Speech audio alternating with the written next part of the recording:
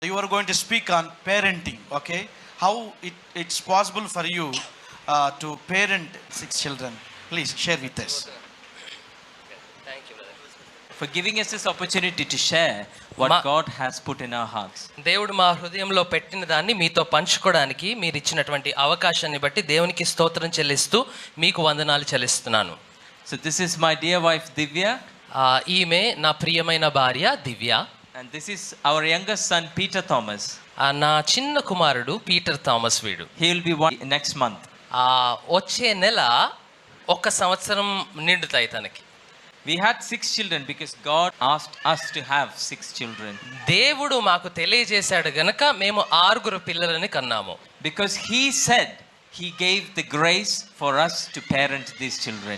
వీరందరినీ కూడా పెంచడానికి దేవుడు తన కృపను మాకు ఇస్తాడని చెప్పాడు కాబట్టి మేము ఇది చేశాము. I would like to bring your attention. మీరందరూ ఈ విషయాన్ని గమనించాలని ఆశిస్తున్నాను. Let's go to Joshua 24:15. యెహోషువ 24:15 వచనం. యెహోవాను సేవించుట మీ దృష్టికి కీడని తోచిన ఎడల మీరు ఎవని సేవించెదరో, నది అందరినీ మీ పితరులు సేవించిన దేవతలను సేవించెదరో, అమోరీయుల దేశంన మీరు నివసించుచున్నారే వారి దేవతలను సేవించెదరో నేడు మీరు కోరుకొనుడి. మీరే My family we will serve the Lord. దీని తాత్పర్యం ఏంటంటే నేను మరియు నా కుటుంబము యెహోవాని సేవించదము అని అర్థం. That is the foundation of our family. అది మా కుటుంబానికి పునాది అయి ఉన్నది. I always tell everyone, it's not us actually. The children make us look like good parents. It's not the other way around.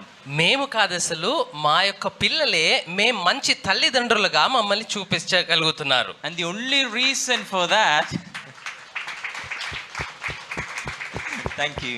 దానికి ఒకే ఒక కారణం ఏంటంటే we have pointed our children to God. మా పిల్లలని దేవునికి అప్పచెప్పాము. It wasn't us, it was God who is working in them. మేము కాదు, వాళ్ళలో ప్రభువు పని చేస్తున్నాడు. So as a family, as a head of the family, my job is to point my family to God. కుటుంబ యజమానిగా నా కుటుంబాన్ని దేవుని వైపుకి నడిపించడం అనేది నా బాధ్యత. Up to 6 years ago, I was addicted to alcohol. 6 సంవత్సరాల క్రితం వరకు కూడా నేను మద్యపానానికి బానిసగా ఉన్నాను. I was a born again tongue talking believer. నేను మారు మనసు పొంది భాషలు మాట్లాడేటువంటి విశ్వాసినై ఉన్నాను.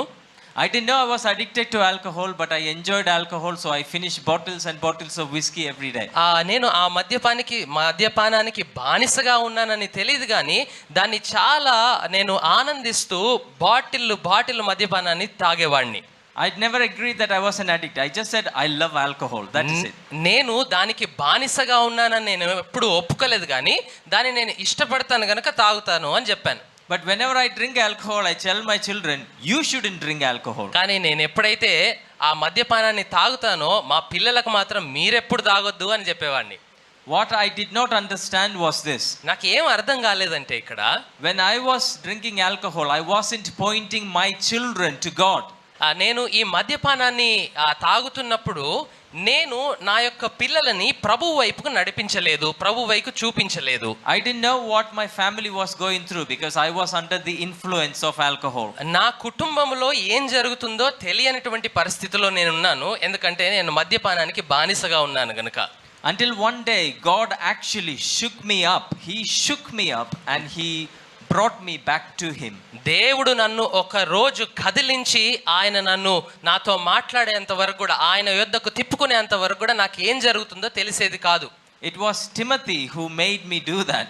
తిమోతి, ఇంతకుముందు మాట్లాడినటువంటి చిన్నవాడు తిమోతి నన్ను ఈ కార్యం చేయడానికి కారణమయ్యాడు. During a summer like this in 2015 సరిగ్గా ఇలాంటి వేసవి కాలంలోనే 2016వ సంవత్సరంలో we were returning from India back to England. భారతదేశం నుండి ఇంగ్లాండ్కి వెళ్ళే రోజు దగ్గర పడింది. The night before, Timothy was taken ill. ఆ ముందు రోజు తిమోతి చాలా అనారోగ్యతకు గురయ్యాడు. He was vomiting and his head was swollen. వాంతులు చేసుకుంటున్నాడు, ఆయన యొక్క తల మొత్తం ఉబ్బింది, వాసింది. He could not breathe.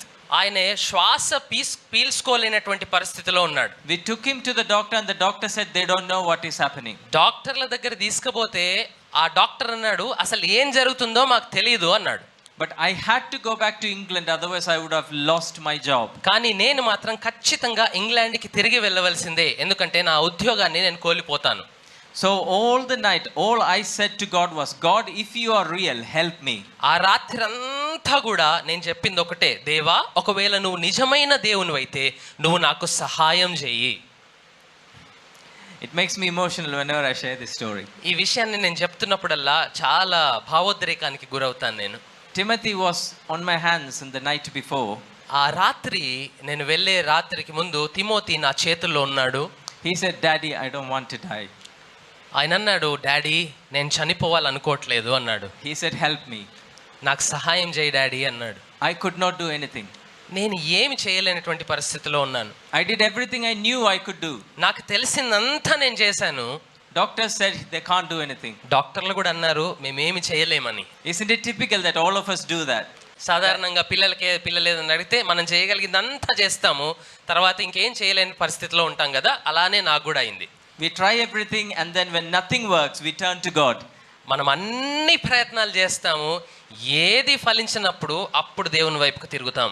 I turned to God and said, God, help me. నేను దేవుని వైపుకి తిరిగి అన్నాను, దేవా నాకు సహాయం చేయి అన్నాను. I said, I will do anything for you, but help my son. నేను నీకోసం ఏదైనా చేస్తాను కానీ నా కుమారునికి సహాయం చేయి ప్రభువా అని అన్నాను. We came back to England. ఆయన తిరిగి ఇంగ్లాండ్కి వచ్చాడు. We went to the hospital again in England. మేము ఇంగ్లాండ్లో కూడా అక్కడ ఉన్నటువంటి హాస్పిటల్కి మేము వెళ్ళాము. And the doctor said, oh, we don't know what it is, but let me try a medicine. ఇది ఏంటో మాకు తెలియదు కానీ మా దగ్గర ఉన్నటువంటి ఈ మెడిసిన్ని మేము వాడి ప్రయోగిస్తామన్నారు. Within 5 minutes his head swelling came down and he started breathing normally. 5 నిమిషాల్లోనే ఆయన యొక్క తల ఉబ్బినటువంటి తల నార్మల్ గా అయిపోయింది. ఆయన మంచిగా శ్వాస పీల్చుకోవడం ప్రారంభించాడు. I know it was in the doctor. I knew it was God. నాకు తెలుసు డాక్టర్లు చేసినటువంటి పని కాదు, ఇది దేవుడు చేసినటువంటి పని. Praise God. దేవునికి స్తోత్రం కలుగును గాక. So that day I decided I am going to know more about this God. ఆ రోజు నేను నిశ్చయించుకున్నాను ఈ దేవుని గురించి నేను ఇంకా తెలుసుకుంటాను అని. And that led me to a Bible college, that led me to the Bible. అదే నన్ను ఒక బైబిల్ కళాశాలకు నడిపించింది, అదే నన్ను ఈ యొక్క బైబిల్ యొద్దకు నడిపించింది. Sorry, she wants to feed the baby. Yeah.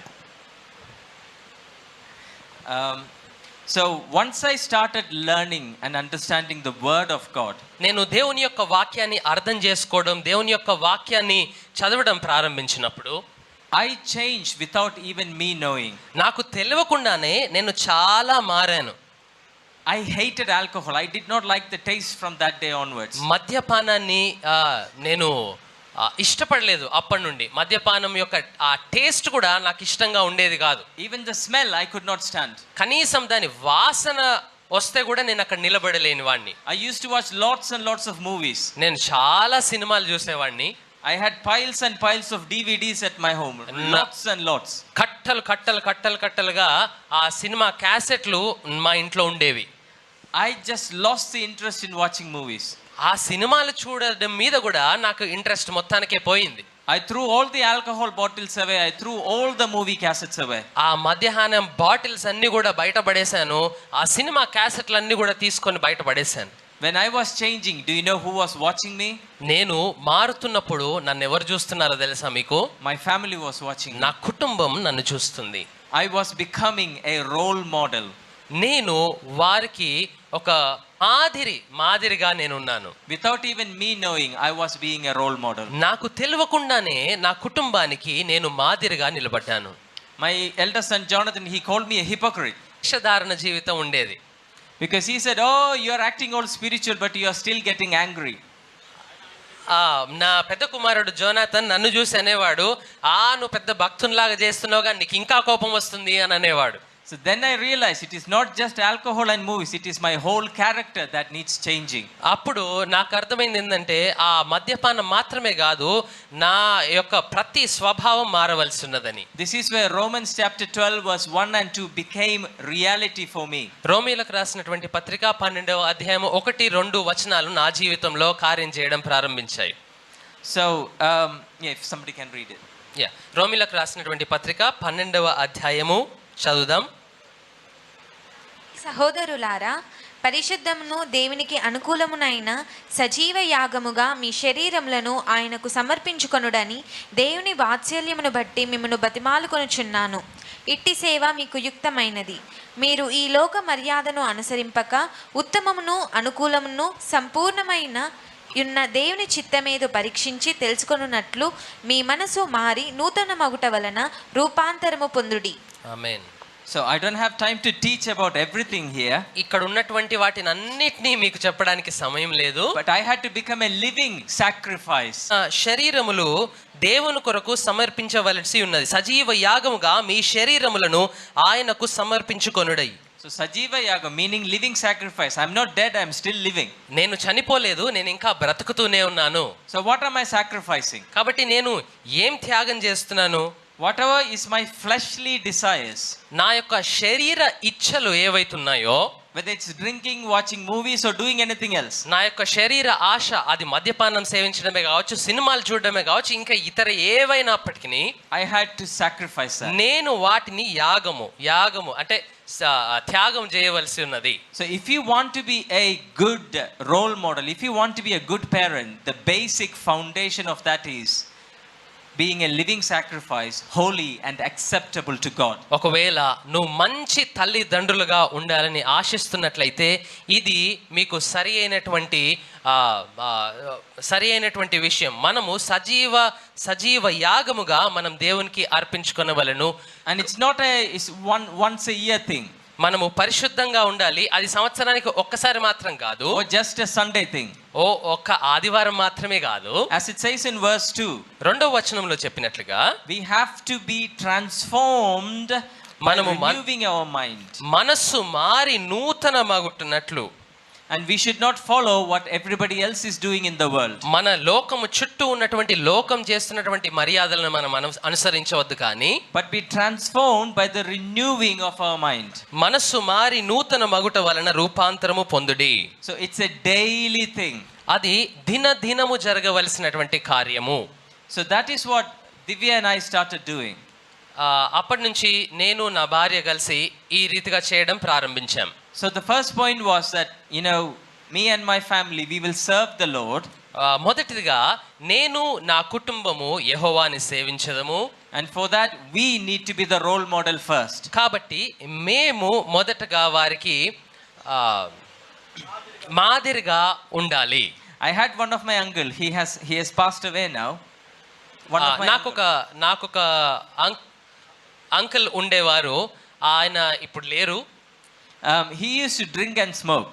ఆయన తాగేవాడు, అదేవిధంగా పొగ కూడా కొట్టేవాడు. So he used to have a BD in one hand and a beer bottle in the other hand. ఆయన ఒక చేతిలో సిగరెట్ ఉండేది, ఇంకో చేతిలో బియర్ బాటిల్ ఉండేది. I like spending time with him. ఆయనతో కలిసి సమయం గడపడం నాకు చాలా ఇష్టంగా ఉండేది. Because he sings songs and he shares his stories and he even fries fish for me. ఆయన పాటలు పాడతాడు, ఆయనకు జరిగినటువంటి విషయాలని, ఎక్స్పీరియన్సెస్ ని నాకు చెప్తూ సమయం గడిపేవాడు. అట్లనే మంచి చేపలను కూడా ఫ్రై చేసి ఇచ్చేవాడు. But every day he used to say this. కానీ ప్రతిరోజు ఈ విషయం చెప్పేవాడు. He takes a puff of his BD, ఒక సిగరెట్ పఫ్ ఇట్లా తీసుకొని, and a sip of his beer, ఒక బియర్ ఒక సిప్ తీసుకొని, Robin, my dear son, నా ప్రియమైన కుమారుడా, never smoke and never drink. ఎప్పుడు తాగకు, ఎప్పుడు పొగగొట్టకు అని చెప్పేవాడు. Do you know what I did? నేనేం చేశాను తెలుసా? I wanted to taste the beer and I wanted to smoke. ఆ బియర్ ని కొంచెం టేస్ట్ చూడాలనుకున్నా, కొంచెం ఆ సిగరెట్ కొట్టాలి అనుకున్నా. So our actions speaks louder than our words. మనం చెప్పినటువంటి మాటల కంటే మన క్రియలు చాలా గొప్ప శబ్దాన్ని చేస్తాయి. Just like I told my children not to drink but I was drinking. నేను చెప్పినట్టుగానే నా పిల్లలు తాగొద్దు అనుకుంటా నేను తాగేవాడిని. They are influenced by it. వారు దాని వలన ప్రభావితమయ్యారు. Somewhere they will be thinking, oh, my dad used to do it, I can also do it. ఎక్కడో ఒక దగ్గర వాళ్ళ మనసులో అనిపించేది, మా డాడీ చేశాడు కదా కాబట్టి నేను కూడా చేయొచ్చునేమో. As a young man, I thought it was cool to smoke and drink. యవనస్తునిగా నేను కూడా సిగరెట్ తాగడం, తర్వాత మద్యపానం సేవించడం చాలా మంచిదేమో, స్టైల్ ఏమో అనుకున్నాను. Remember Romans chapter 12 verse 1, I wasn't. రోమియోలకు రాసినటువంటి పత్రిక 12వ అధ్యాయంలో మనం చూసినట్లయితే అది కాదు. I wasn't giving my body as a living sacrifice to be holy and acceptable to God. నా యొక్క శరీరాన్ని సజీవ యాగముగా ప్రభువుకి పరిశుద్ధంగా అర్పించుకొనడానికి సిద్ధముగా లేదు. Just like my uncle, I was also following the world. నా యొక్క అంకుల్ లాగానే ఈ లోక మర్యాదను అనుసరిస్తున్నాను.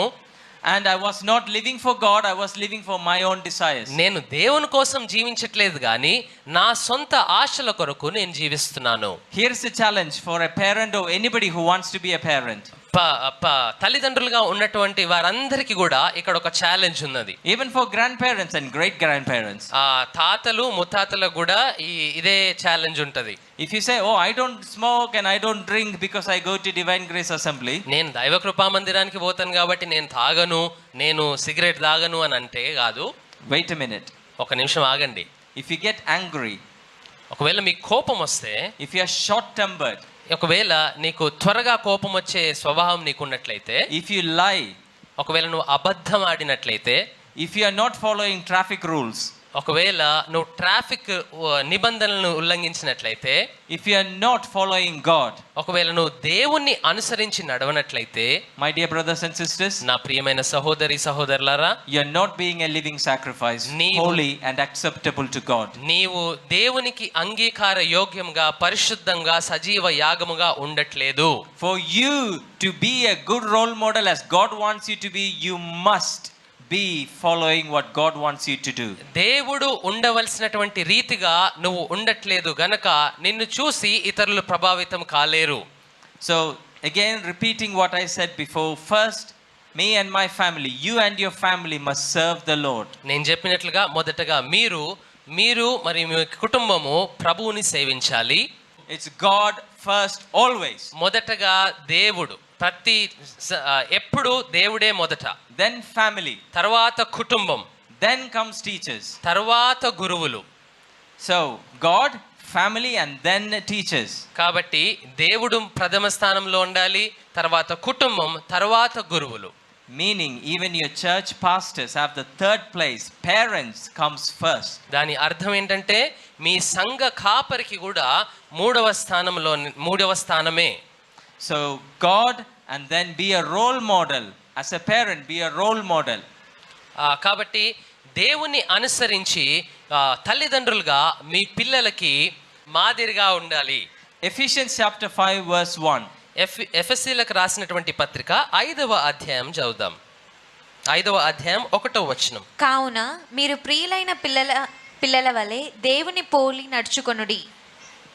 So we have to imitate God. కాబట్టి మనము దేవునిని పోలి నడుచుకొనవలెను. So my dear brothers and sisters, that's all we did as a family. నా ప్రియమైన సహోదరి సహోదరులారా, మేము కుటుంబంగా చేసినటువంటి పని కూడా ఇదే.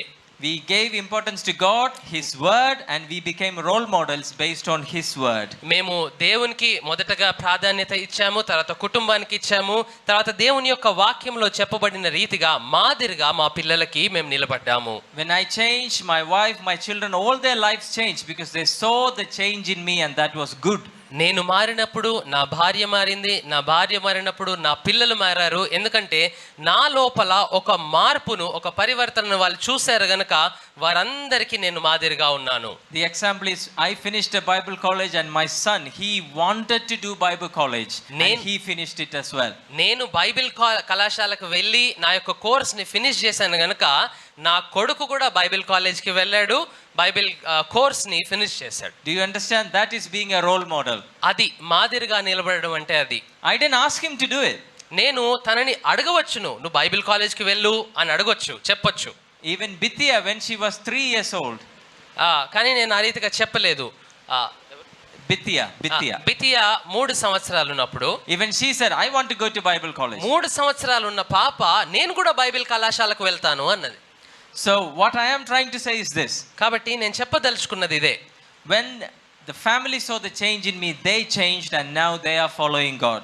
నా యొక్క కుటుంబము నాలో కలిగినటువంటి మార్పును వాళ్ళు చూశారు గనక వారు కూడా మారుతూ ఈ మాదిరిని అనుసరిస్తున్నారు. According to the Bible, Bible చెప్పిన రీతిగా if you follow God, ఒకవేళ దేవుని నువ్వు అనుసరించినట్లయితే you are a successful person. నీవు ఒక సక్సెస్ఫుల్ పర్సన్ గా ఉంటావు. You are a successful person only if you are following God. ఒకవేళ నువ్వు దేవునిని అనుసరిస్తే మాత్రమే నువ్వు జయశాలిగా నిలబడగలుగుతావు. Not because you are in a good position or you are earning lots of money, that is not a successful person. నువ్వు మంచి డబ్బులు సంపాదిస్తేనో లేకపోతే నీ జాబ్ లో ఒక మంచి పొజిషన్ ఉంటే నువ్వు జయశాలుడు కావు లేకపోతే సక్సెస్ఫుల్ పర్సన్ అనలేము. Successful person is a person who delights himself in the Lord and follows God. ఆయన యందు ఆనందిస్తూ ఆయనను అనుసరించి నడుస్తున్న వారే successful persons. So my dear brothers and sisters, I want you to be successful parent, and for that follow God and his word with all your heart and with all your mind and with all your soul. నా ప్రియమైన సహోదరి సహోదరులారా, మీరు గనుక successful parents గా మీరు ఉండాలనుకుంటే మీ పూర్ణ ఆత్మతో పూర్ణ బలంతో దేవుని యెహోవాని సేవించండి. ఆ బైబిల్లో చెప్పిన రీతిగా మాదిరిగా నడుచుకునండి. And this is my last point and I'm going to sit down. నేను ఈ యొక్క విషయాన్ని చెప్పి నేను ఆపేస్తాను. Being a role model also means being very humble. మాదిరిగా ఉండడం అంటే చాలా తగ్గింపు స్వభావం కలిగి ఉండటం కూడా. So one of the things that changed my family was when I apologized to each and every one of them. నా కుటుంబంలో మార్పు కలగడానికి ఒక ముఖ్యమైనటువంటి కారణం ఏంటంటే నేను నా కుటుంబంలో ఉన్న వారిని అందరినీ కూడా క్షమాపణ అడిగాను. Having been grown in India, భారతదేశంలో పెరిగినటువంటి వాడిని నేను. one of the methods of discipline I knew was to give them a slap. నాకు తెలిసిన క్రమం చెప్పాలి పిల్లలకి అంటే ఏంటి అంటే ఒక దెబ్బ కొట్టడమే నాకు తెలుసు. If they do something wrong, I'll shout, I'll scream and I'll slap. ఏదైనా తప్పు వాళ్ళు చేస్తే అరసి ఒక్కటి లాగి కొట్టడమే నాకు తెలుసు. Even if they fall down, I'll go and hit them couple more times and then I will look after them. వారు ఒకవేళ ఫోన్ని పట్టుకున్నా నేను పోయి చాలాసార్లు వాళ్ళని కొట్టిన తర్వాతనే వాళ్ళు అనేదాన్ని వింటాను నేను. Because I'm correcting them, they will not do this mistake again. నేను అనుకుంటున్నాను వారిని సరి చేస్తున్నాను, మళ్ళీ వీళ్ళు తప్పుని చేయకుండా నేను వారిని సరి చేస్తున్నానని కొడుతూ వెళ్ళాను. I wasn't disciplining them out of love, I was disciplining them out of anger and frustration. ప్రేమతో వారికి క్రమము చెప్పట్లేదు కానీ కోపముతో విరక్తితో వారికి క్రమం చెప్తూ ఉన్నాను నేను. So Ephesians 4:32, this is my final point, I promise. ఎఫెసీలకు రాసినటువంటి పత్రిక 4వ అధ్యాయము ఒకని ఎడల ఒకడు దయ కలిగి 32వ వచనం. ఒకని ఎడల ఒకడు దయ కలిగి కరుణా హృదయులై క్రీస్తునందు దేవుడు మిమ్మును క్షమించిన ప్రకారము మీరును ఒకరినొకరు క్షమించుడి. Amen. Amen. So that is applicable to parenting as well. అది తల్లిదండ్రులకు కూడా ఇది వర్తిస్తుంది. So I went and apologized, starting from Jonathan all the way up to Bithia. నేను జొనాథన్ నుండి బితియా వరకు అందరికి క్షమాపణ చెప్పాను. I said, I am sorry for getting angry at you, and I am sorry I shouted at you, and I am sorry I hit you. మీ మీదికి అరిసి మిమ్మల్ని కొట్టి మిమ్మల్ని ఇబ్బంది పెట్టినందుకు నన్ను క్షమించండి అని వారందరినీ అడిగాను. And I am sorry that I was not a good role model for you. మీ అందరికీ ఒక చక్కటి మాదిరిగా నేను ఉండనందుకు నన్ను క్షమించండి అని అడిగాను. And the children are wonderful. నా పిల్లలు చాలా మంచి వాళ్ళు. They just gave me a hug and a kiss and said, we love you. వారు మంచిగా నన్ను హత్తుకొని డాడీ మేము నిన్ను ప్రేమిస్తున్నాము అని చెప్పారు. It broke my heart. అది నా హృదయం పగిలిపోయింది. That is the power of forgiveness. ఆ క్షమాపణ యొక్క శక్తి అది. We ask for forgiveness, and when we receive forgiveness, మనం క్షమాపణని అడుగుతాము, అట్లానే మనం క్షమాపణ పొందగలుగుతాము. broken relationships are mended together. Broken relationships are brought together. విరిగిపోయినటువంటి సంబంధాలు కలపడానికి క్షమాపణ ఉపయోగపడుతుంది. If you ever disciplined your child because you were angry, మీరు కోపంగా ఉండి మీ పిల్లల్ని క్రమపరచాలనుకుంటే, if you ever were angry with your children because they irritated you or they didn't listen to you, వారు మిమ్మల్ని ఇబ్బంది పాలు చేశారు గనక మీ మాట వినలేదు గనక వారిని మీరు గనక తిట్టి కొట్టినట్లయితే ask for their forgiveness. వారిని క్షమాపణ అడగండి. It is hard to ask forgiveness as a parent. క్షమాపణ అడగటం తల్లిదండ్రులుగా చాలా కష్టమైనటువంటి పనే. But I promise you, when you ask forgiveness, you will see a new relationship between you and your children. కానీ మీరు ఎప్పుడైతే క్షమాపణ అడుగుతారో మీకు మరియు మీ పిల్లల మధ్యలో ఒక కొత్త కొత్త అనుబంధం ప్రారంభమవుతుంది. In the same way, children, if you think you have done something wrong, ask forgiveness from your parents. అదే రీతిగా పిల్లలు కూడా ఒకవేళ మీ తల్లిదండ్రులని ఇబ్బంది పెడితే వారిని క్షమాపణ అడగండి. Let's be role models. మనము మాదిరిగా నిలబడదాం. Let's be loving and kind to each other. ప్రతి ఒక్కరికి ఒక్కరి పట్ల మనం జాలిని కరుణను చూపిద్దాం. Let's follow God. మనము దేవునిని వెంబడిద్దాం. Amen. ఆమేన్.